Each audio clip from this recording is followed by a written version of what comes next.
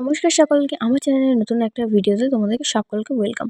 এদিকে অনেক দিনই কোনো ভিডিও শেয়ার করা হয়নি, তো সেই জন্য ভাবলাম আর ভিডিওগুলো অনেক দিন ধরে গ্যালারিতে পড়ে আছে, এডিট করে আর পোস্ট করা হচ্ছে না। তো আজকে আমি বানিয়েছিলাম হচ্ছে সাবুর পাঁপড়। তো চলো সেটা রেসিপি তোমাদের সঙ্গে শেয়ার করি। প্রথমে কিছু সাবুকে খুব ভালো করে ড্রাই রোস্ট করে সেগুলোকে একটা মিক্সিং জারে দিয়ে খুব ভালো করে একদম গুঁড়ো করে নেব।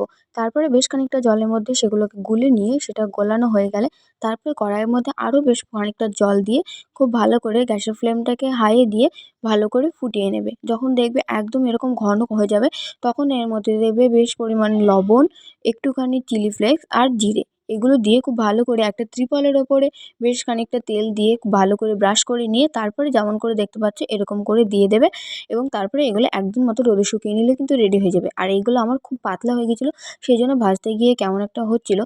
পরের বার নিশ্চয়ই ঠিক করে হবে, যেহেতু প্রথমবার বানিয়েছিলাম। তো কেমন লাগলো এই আজকের ভিডিওটা অবশ্যই জানিও। দেখা হচ্ছে নেক্সট একটা ভিডিওতে, ততক্ষণ ভালো থেকো, সুস্থ থেকো। তো চলো দেখা হচ্ছে নেক্সট একটা ভিডিওতে। টাটা।